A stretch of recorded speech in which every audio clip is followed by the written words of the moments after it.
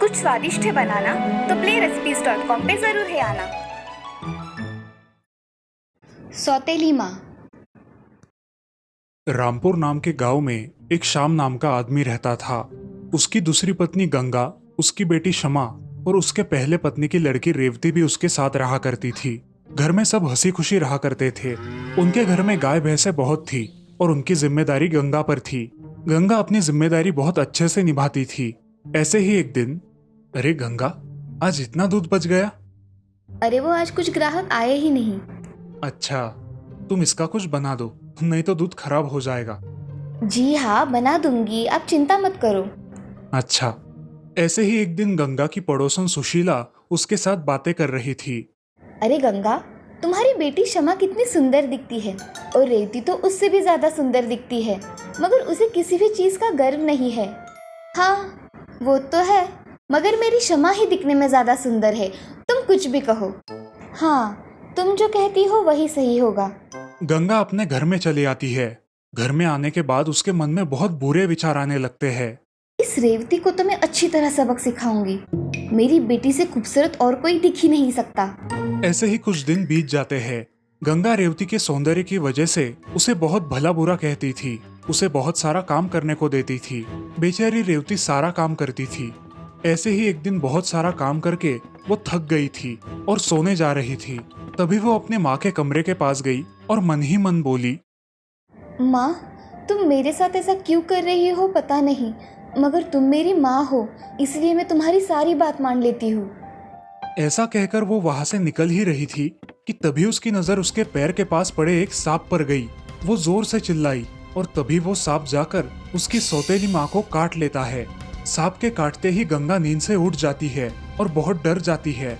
माँ, तुम्हें सांप ने काटा है, मैंने अभी देखा है, वो वहाँ गया है। अब मैं क्या करूँ? मैं अब जिंदा नहीं बचूंगी। हे भगवान, बचा ले मुझे।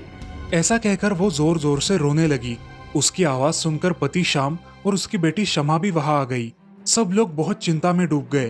तभी रेवती ने अपने माँ के पैर को एक कपड़े से बहुत पक्का बांध दिया और जहाँ उस सांप ने काटा था वहां अपना मुंह लगाकर खून चूसने लगी। वो खून बाहर थूककर निकालने लगी। धीरे धीरे रेवती बेहोश हो जाती है और उसी के साथ गंगा भी बेहोश हो पड़ती है। हे राम, अब मैं क्या करूं? मेरी मदद करो भगवान। ऐसा कहकर श्याम बहुत घबरा जाता है और अपने पड़ोसी मित्र रंगा के पास मदद मांगने जाता है। रंगा, मेरी पत्नी को सांप ने काट लिया है और उसके पैर को रेवती ने चूस लिया, इसलिए अब वो भी बेहोश हो गई है। मेरे साथ चलो, हम उन्हें अस्पताल लेकर जाते हैं। हाँ हाँ चलो। रंगा और श्याम उसके घर गए और उन दोनों को उठाकर अस्पताल लेकर आए। अस्पताल में डॉक्टर ने कहा, इनको सांप ने काटा है, इनका जल्द ही इलाज करना पड़ेगा। हाँ डॉक्टर, मेरी पत्नी और बेटी दोनों को बचा लीजिए। जी। ऐसा कहकर श्याम और रंगा बाहर खड़े रहते हैं। रेवती और गंगा को अस्पताल में इलाज के लिए दाखिल कर लिया जाता है। श्याम बहुत चिंता में पड़ जाता है। ऐसे ही थोड़ी देर बाद डॉक्टर बाहर आते हैं। इनके पति कौन है और पिताजी? हाँ डॉक्टर साहब, वो मेरी लड़की है, उसने अपने माँ की जान बचाई है। हाँ, अब वो दोनों खतरे से खाली है, उस लड़की ने उनकी जान बचाई है। क्या हम उन्हें मिल सकते हैं? जी हाँ, अब आप उनको मिल सकते हैं। धन्यवाद डॉक्टर साहब। जी। ऐसा कहकर डॉक्टर वहां से चले जाते हैं। श्याम गंगा और रेवती को देखने के लिए अंदर कमरे में जाता है। तभी गंगा आंखें खोलती है। अजी, मुझे तो सांप ने काटा था ना? हाँ गंगा, तुम्हें सांप ने काटा था और तुम दोनों बेहोश थी, लेकिन अब तुम खतरे से बाहर हो। और थोड़ी देर हो जाती तो न जाने क्या हो जाता। कौन दोनों? तुम और रेवती। रेवती ने तुम्हारी जान बचाई है गंगा, जिसका तुम हमेशा तिरस्कार करती आई हो। मुझे माफ कर दीजिए, मुझसे मेरी बच्ची को पहचानने में बड़ी गलती हो गई। अब तुम आराम करो। तभी रेवती को भी होश आता है। होश आते ही वो अपने माँ के बारे में पूछती है। माँ कैसे है पिताजी? उसे कुछ हुआ तो नहीं ना? ये सुनकर गंगा की आंखें भर आई। वो उठकर रेवती के पास आई। मेरी बच्ची, मुझे माफ कर दो, मैंने तुम्हें बहुत भला बुरा कहा। नहीं माँ, तुम तो मेरी प्यारी माँ हो। गंगा को अपने बर्ताव पर शर्मिंदगी महसूस हुई और उस दिन के बाद उसने अपनी बेटी से सौतेला व्यवहार करना बंद कर दिया। 2 दिनों बाद उन्हें अस्पताल से छुट्टी मिल गई और वे दोनों घर आकर खुशी खुशी एक साथ रहने लगी। इस कहानी से हमें ये सीख मिलती है कि जिंदगी में कभी भी किसी के सौंदर्य को नहीं बल्कि उसके गुणों को महत्व देना चाहिए। एक शांतिनगर नाम के शहर में रमेश और सुरेश नाम के दो बेटे अपनी माँ के साथ रहा करते थे। माँ उनके पिताजी के गुजर जाने के बाद अकेले ही घर का गुजारा किया करती थी। उनके घर में बहुत गरीबी होने के कारण दोनों ही बच्चों को वो नए कपड़े नहीं लेकर दे सकती थी, मगर वो अपने बच्चों को हमेशा ही अच्छी शिक्षा दिया करती थी। उसके दोनों बेटे भी बड़े होशियार थे। उन्होंने उसे कभी अकेले पढ़ने नहीं दिया था। अब एक दिन सुरेश और रमेश सोचते हैं कि अरे सुरेश, हमारी माँ कितनी मेहनत करती है, क्या हम हमारी माँ के लिए कुछ भी नहीं कर सकते? हाँ रमेश, यही विचार मेरे मन में कई बार आया। तो हम क्या कर सकते हैं माँ के लिए? हम कुछ काम करके थोड़े बहुत पैसे कमा सकते हैं। ये तुम्हारा अच्छा विचार है। हम दोनों ऐसा ही करेंगे जिससे हम अपनी माँ को कुछ खुशियां दे सकें। हाँ चलो, हम कुछ काम ढूंढते हैं। अब सुरेश और रमेश एक दुकान पर पेपर बांटने का काम ढूंढ लेते हैं। वो दोनों सुबह सुबह घर जाकर पेपर बांट कर आया करते थे और उनके पैसों से उन्होंने माँ के लिए एक साड़ी खरीदी। माँ, मैंने आपके लिए एक साड़ी खरीदी है, ये हम दोनों मिलकर लाए हैं। माँ, ये साड़ी तुम्हें पसंद आई? हमने हमारी कमाई से ली है। अरे, ये तुम दोनों ने कब ली और इसकी क्या जरूरत थी? अरे माँ, इसकी जरूरत थी आपको। आप हमारे लिए कितना करती हैं? अरे माँ, तुम्हारे लिए हमने कुछ भी नहीं किया, सिर्फ इतना ही तो किया है। तुम इस दुनिया के सबसे अच्छे बच्चे हो और मुझे भगवान की कृपा से मिले हो। ऐसा कहकर माँ ने रमेश और सुरेश को गले लगा लिया और अपना काम करने के लिए चली गई। अब सुरेश और रमेश दोनों मन लगाकर पढ़ाई किया करते थे। उनकी परीक्षा में मार्क्स भी अच्छे आते थे। इसी वजह से उनसे माँ बहुत खुश हुआ करती थी। अब रमेश और सुरेश बड़े हो गए, उनकी अच्छी कंपनी में जॉब लग गई। वो बहुत अच्छा काम करने लगे। अब उनकी माँ को काम करने की कोई जरूरत नहीं थी। एक दिन रमेश और सुरेश अपनी माँ से कहते हैं, माँ, अब तुम्हें काम करने की कोई जरूरत नहीं है, अब तुम काम छोड़ दो। दोनों बेटे यही बात बोलने लगते हैं। फिर उनकी माँ उनसे कहती है, अरे मेरे बच्चों, तुमने मेरे लिए ऐसा सोचा, यही बहुत है।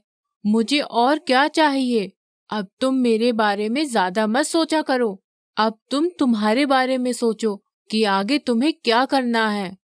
ऐसा बोलकर माँ वहां से चली जाती है और रमेश और सुरेश अपनी अपनी सोच में डूब जाते हैं कि माँ के बोलने का क्या मतलब है। अब कुछ दिनों बाद रमेश और सुरेश अच्छी घर की लड़कियों के संग शादी कर लेते हैं और उनसे शादी करने के बाद वो एक ही घर में सारा परिवार मिलजुल कर रहने लगता है। और अब रमेश सुरेश की बीवियां अपने पति से कुछ न कुछ बात पर झगड़ा किया करती थीं। रमेश की बीवी का नाम था शीला और सुरेश की बीवी का नाम था सीमा।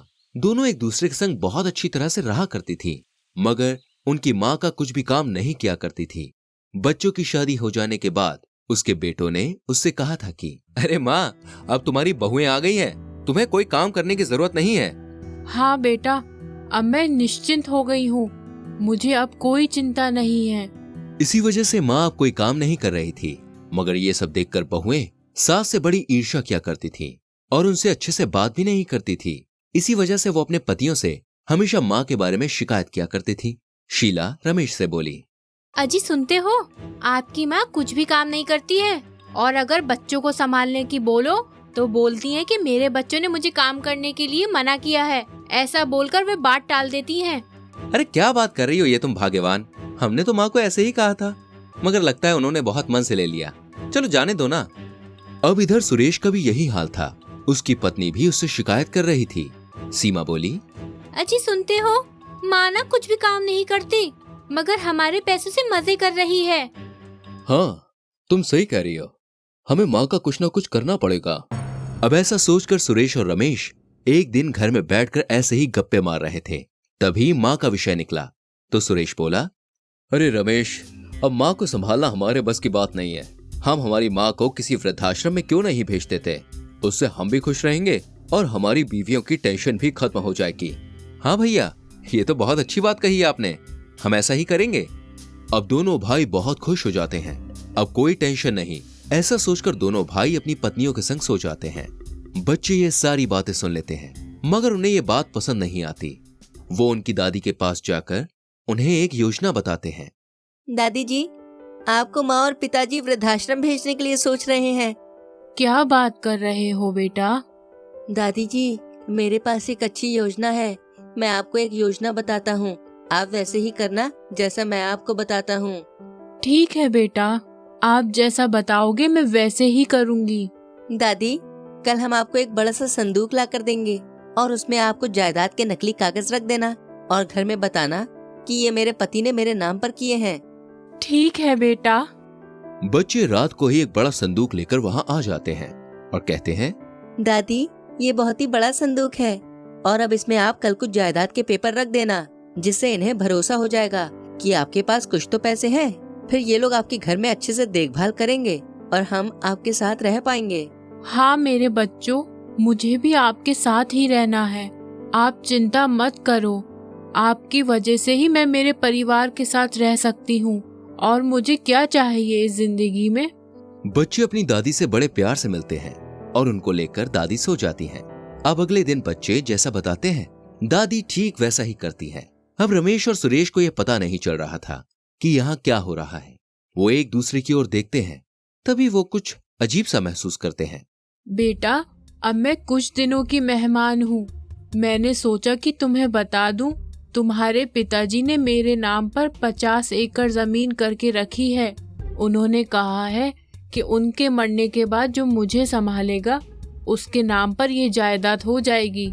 माँ की ये बात सुनकर रमेश और सुरेश हक्के बक्के रह जाते हैं और मन ही मन में सोचते हैं। रमेश सुरेश से बोला, अरे हमारी माँ के पास इतने सारे रुपए की जमीन है, क्या तुमको इसके बारे में पता था? नहीं भाई, मुझे तो इसके बारे में कुछ नहीं पता था। अब सुरेश और रमेश अपनी माँ को अच्छी तरह से संभालने लगते हैं और उनकी दोनों ही बहुएं उनकी इतनी सेवा करती हैं कि माँ ये सब देखकर बहुत खुश होती है। और बच्चे भी बड़े खुश थे कि वो अब उनकी दादी के संग रह सकते हैं। बच्चे दादी से बोले, देखो अब सब कितनी अच्छी तरह से आपसे बर्ताव कर रहे हैं, अब आपको कोई टेंशन नहीं है। हाँ मेरे बच्चों, मुझे और क्या चाहिए।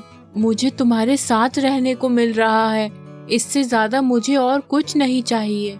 बच्चों की बातें सुन दादी बहुत खुश होती है और अपने बच्चों को गले लगा लेती है और बोलती है, बेटा तुम्हारी वजह से मुझे इस घर में रहने के लिए अच्छे तरीके से देखभाल मिल रही है। अब दादी, बेटे और बच्चे खुशी खुशी अपने घर में रहने लगते हैं। इस कहानी से हमें यह सीख मिलती है कि हमें हमेशा हमारे बड़े बुजुर्गों की इज्जत करनी चाहिए।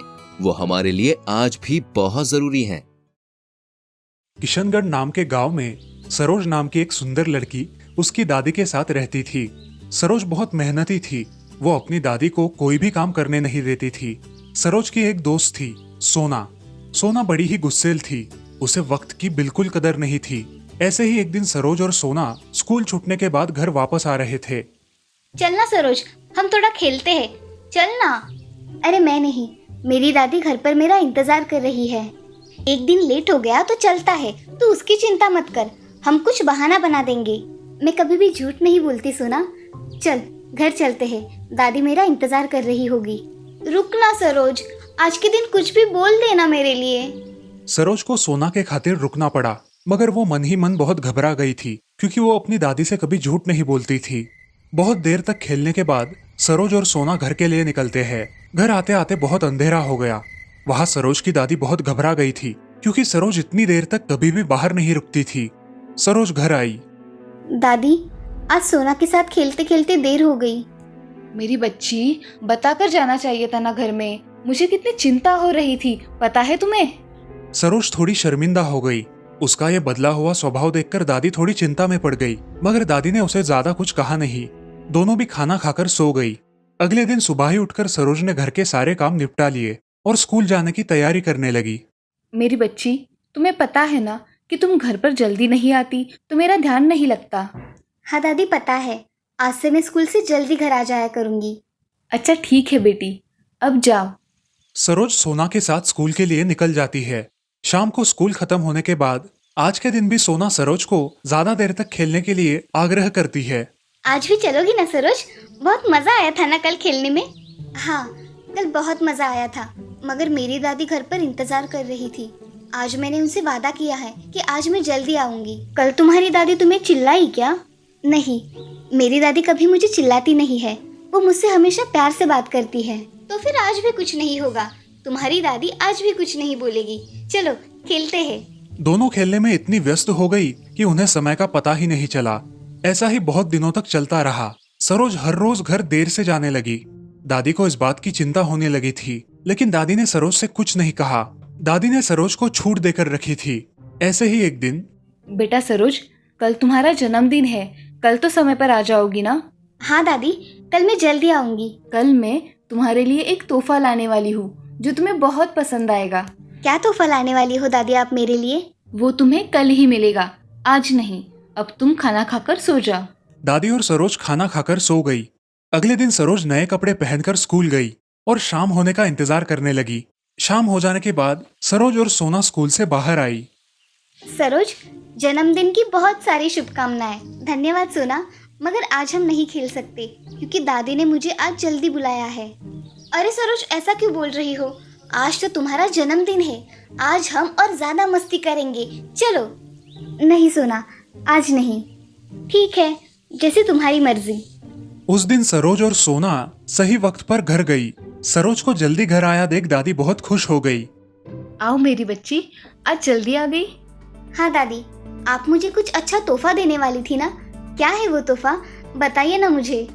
हाँ बताऊंगी ना, थोड़ा सब्र करो मेरी बच्ची। सरोज के जन्मदिन के मौके पर दादी उनके पहचान वाले सभी लोगों को खाने की दावत देती है। उन सबको घर में देखकर सरोज बहुत खुश हो गई। दादी ने सरोज के लिए बहुत बड़ा केक बनाकर लाया था।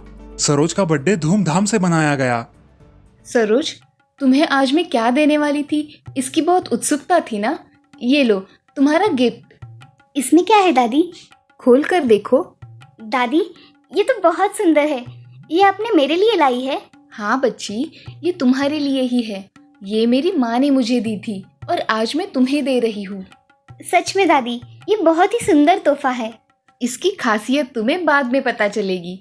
अगली सुबह सरोज अपने काम खत्म करके ऐसे ही अपना समय जाया करने लगी और तभी अचानक, ये क्या हो रहा है? ये घड़ी से इतने जोर से आवाज कहाँ से आ रही है? अरे, ये तुम्हें समय का कैसे सही इस्तेमाल करना है ये सिखाएगी। अब इसे बंद कैसे करूँ? जब भी तुम तुम्हारा आलस छोड़कर काम करने लगोगी तब ये घड़ी बजना बंद हो जाएगी। अब जाओ, तुम्हें स्कूल जाने के लिए देर हो रही है। ये सब सुनकर सरोज हक्का बक्का रह गई और जल्दी जल्दी स्कूल जाने की तैयारी करने लगी। अरे, मैं मेरे काम सही समय से करूँ तो ये घड़ी आवाज नहीं करती है। जाने दो, स्कूल हो जाने के बाद मैं इसे निकाल डालूंगी। उस दिन स्कूल छूटने के बाद सोना और सरोज एक जगह पर बैठकर गप्पे मारने लगी। ये सब देखकर वो घड़ी जोर जोर से बजने लगी। सरोज ने उस घड़ी को निकालने की बहुत कोशिश की, मगर वो उसे नहीं निकाल पाई। आखिर मजबूरी में आकर सरोज वहाँ से उठकर घर चली गई। मैं ये घड़ी निकालकर रास्ते में फेंक दूंगी और सारी झंझट ही खत्म। घर जाते ही उस घड़ी की आवाज बंद हो गई। अब ऐसा ही पूरा महीना चलता रहा। जब भी सरोज अपना वक्त जाया करती, वो घड़ी बजने लगती और सरोज उसे रोक नहीं पाती। अगले दिन स्कूल छूटने के बाद घर आते समय रास्ते में ही खड़ी होकर सरोज उस घड़ी को निकालने की कोशिश करने लगती है। उसके तमाम कोशिशों के बावजूद भी वो घड़ी उसके गले से नहीं निकलती। बहुत खींचने के कारण उसके गले पर निशान बन जाते हैं। बेचारी सरोज निराश होकर घर चली आती है और अपने दादी से कहती है, दादी, मुझे ये घड़ी निकालनी है, क्या आप मुझे निकाल के दोगी? बेटा, ये घड़ी जादुई घड़ी है।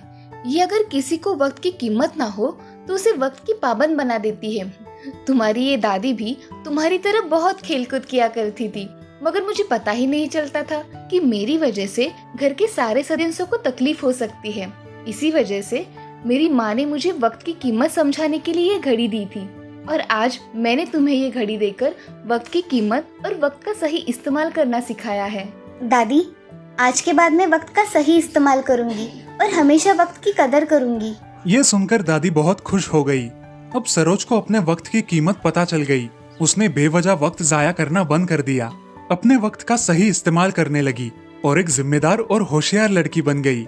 उस जादुई घड़ी ने उसके जीवन में परिवर्तन लाया। इस कहानी से हमें ये सीख मिलती है कि हमें हमेशा वक्त की कदर करनी चाहिए, क्योंकि जो लोग वक्त की कदर करते हैं, वक्त उनकी कदर करता है। रामपुर नाम के शहर में राधा और श्याम नाम के पति पत्नी रहते थे। दोनों ही बड़े नेकदिल और मेहनती थे। दोनों की शादी को कई साल हो गए थे, लेकिन उनको कोई संतान नहीं थी। बस इसी बात का दुख दोनों को हमेशा लगा रहता था। ऐसे ही एक दिन शाम काम से घर लौटा। अजी, सुनते हो, क्यों ना हम किसी अनाथालय से बच्चे को गोद ले ले? हमारे पास भगवान की कृपा से सब कुछ है, मगर हम बच्चा गोद लेंगे तो किसी बच्चे को माँ बाप मिल जाएंगे और हमें भी बच्चे का प्यार मिल जाएगा। हमारा परिवार पूरा हो जाएगा। हम उसे बहुत प्यार करेंगे, कभी किसी चीज की कमी नहीं होने देंगे। भाग्यवान, तुमने तो बिल्कुल मेरे मन की बात छीन ली। मैं भी कुछ दिनों से यही सोच रहा था। मैं कल ही अनाथालय जाकर बात करता हूँ। शाम दूसरी ही सुबह जल्दी उठकर अनाथालय के लिए निकल पड़ा। वहां जाकर वहां के अधिकारियों से बातें करने लगा और तभी उसकी नजर वहां एक बेंच पर बैठे बच्चे पर पड़ी। शाम को वो बच्चा बहुत प्यारा लगा, जैसे कि वो उसका खुद का बच्चा हो। सर, ये बच्चा कौन है जो सामने बेंच पर बैठा है? मुझे इसी बच्चे को गोद लेना है। इसे तो देखकर ही मुझे लगाव हो गया है। श्याम जी, जो भी लोग ये बच्चा गोद लेने आते हैं पहले तो सब यही कहते हैं, लेकिन जब उनको सूरज के विकलांगता के बारे में पता चलता है तब इसे कोई गोद नहीं लेता।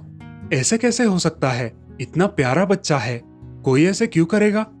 श्याम जी, क्योंकि ये बच्चा एक पैर से चल नहीं सकता, ये अपाहिज है, इसीलिए बेचारे को कोई गोद नहीं लेता। श्याम उस बेंच पर बैठे सूरज के पास गया, उससे कुछ देर बातें की और बातें करने के बाद उसे चॉकलेट देकर वहां से अपने घर निकल गया। क्या हुआ जी, आज बड़ी देर कर दी घर आने में? कब से आपकी राह देख रही हूँ। अरे भाग्यवान, मैंने कल कहा था ना कि मैं अनाथालय होकर आऊंगा, इसीलिए थोड़ी देर हो गई आने में। राधा ये बात सुनकर बहुत खुश हो जाती है। अजी बताओ ना जल्दी, क्या हुआ वहाँ जाकर?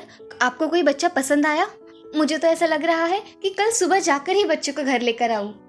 अरे हाँ हाँ भाग्यवान, पहले मेरी बात तो सुन लो। श्याम राधा को अनाथालय में हुई सारी बातें विस्तार से बताता है और भावुक हो जाता है। श्याम को सूरज से बहुत लगाव हो गया था, ये बात राधा समझ गई। अजी, तो क्या हुआ? अगर हम दोनों की कोई संतान होती और अपने बच्चे के साथ ऐसा होता तो क्या हम उसका पालन पोषण नहीं करते? मैं कुछ नहीं सुनने वाली, हम कल सुबह जाकर ही सूरज को घर लेकर आते हैं। राधा की बात सुनकर श्याम बहुत खुश हो जाता है। तुम सच में बहुत अच्छी माँ बनोगी। अगली सुबह जल्दी उठकर अनाथालय के लिए निकल पड़ते हैं। वहां जाकर दोनों वहां के अधिकारियों से बात करते हैं और तभी राधा की नजर सूरज पर पड़ती है। अजी सुनते हो, यही है ना सूरज? हाँ, लेकिन तुमने कैसे पहचाना? बस जैसे आपने बताया था उसी से पहचान लिया। सच में बहुत प्यारा है हमारा सूरज। श्याम अधिकारियों से बातें करने लगा और राधा वहां सूरज के पास गई, उसे गोद में उठाया और उससे बातें करने लगी, उसके साथ खेलने लगी।